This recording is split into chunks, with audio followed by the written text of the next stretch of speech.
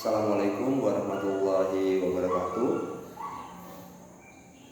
Anak-anak sekalian yang saya sangat sayangi dan yang saya sangat banggakan, hari ini adalah pelajarannya IPS ya. Kalau kemarin kita membahas tentang gunung ya, kalau sekarang materinya yaitu tentang dataran tinggi ya. Dataran tinggi. Dataran tinggi adalah dataran yang memiliki ketinggian 400 meter di atas permukaan laut. Jadi dataran tinggi itu beda dengan gunung. Kalau gunung itu lebih dari 1000 meter ya. Sedangkan kalau dataran tinggi itu adalah 400 meter ya. Ingat baik-baik, ada patokannya ya anak-anak sekalian. Dataran tinggi itu berapa meter, pegunungan berapa meter di atas permukaan laut ya, harus tahu itu ya. Kemudian dataran tinggi adalah dataran yang memiliki ketinggian 400 meter di atas permukaan laut. Contohnya dataran tinggi Dieng di Jawa Tengah ya. Dataran tinggi Dieng ya. Ada di halaman 4 itu. Contohnya dataran tinggi Dieng itu yang datar di Jawa Tengah ya. Kemudian yang kedua, contoh yang kedua dataran tinggi adalah dataran tinggi Alas di Aceh.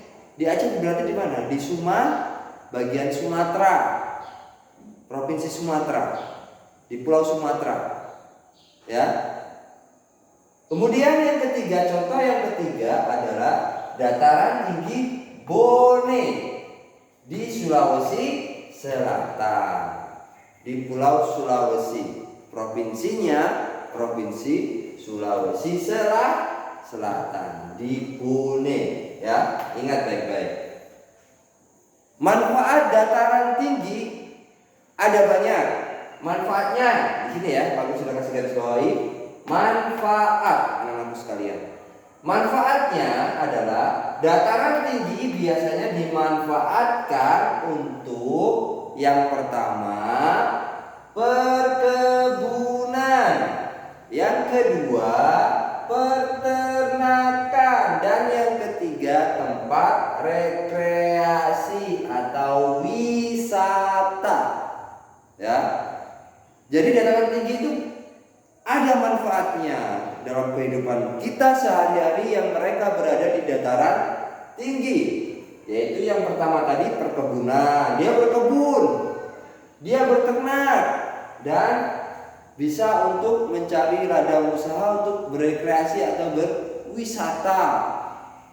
Siapa tahu ada yang pengen ke dataran tinggi, ayo kita ke sana. Nah, di situ kalau seandainya orang tua kamu yang tinggal di dataran tinggi mempunyai usaha, yaitu usaha wisata, contohnya kayak pemandangan bagus, masuk bayar 5.000, bisa aja seperti itu ya. Kemudian contoh ya, ada beberapa contoh hasil dari perkebunan peternakan ya. Contoh dari hasil perkebunan pemanfaatannya dari dataran tinggi adalah apa? Teh. Teh yang biasa kita minum itu. Teh, cengkeh, dan kopi yang biasa kita minum. Ya. Jadi daun teh, cengkeh, dan kopi itu biasanya tumbuhnya itu di dataran tinggi, yaitu sekitar 400 meter di atas permukaan laut. Baru bisa teh tumbuh, kopi tumbuh ya, dan cengkeh pun juga akan tumbuh. Seperti itu. Kemudian hasil peternakan apa ya? Yaitu sapi penghasil susu. Di sini kita ketahui sapi itu ada dua jenis, sapi pedaging dan sapi penghasil susu. Kalau di Sorong kebanyakan sapi pedaging yang biasa kita sembelih pada saat hewan kurban kah, kalau ada acara kita sembelih sapi.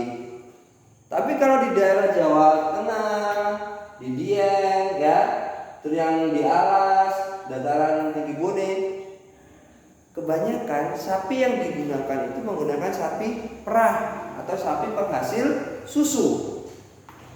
Ya, yang warnanya lain itu, yang warnanya hitam sama putih itu adalah sapi penghasil susu. Apakah sapi yang penghasil susu bisa disembelih juga Pak Guru? Bisa sekali. Oke, itu saja dari Pak Guru Jolin tentang pembahasan dataran tinggi yang dimana kita sudah pertemuan yang ketiga untuk kelas 2A dan 2B. Hanya bisa virtual secara tidak langsung.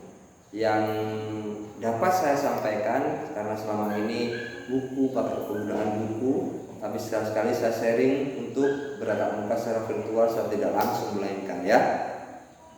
Itu saja dari penjelasan Pak Guru Jolin tentang dataran tinggi. Tugas kalian hanya melihat penjelasan dari Pak Guru Jolin. Ya, itu aja. Sekian dari Pak Guru. Assalamualaikum warahmatullahi wabarakatuh. Tetap semangat belajar di rumah dan jaga kesehatan.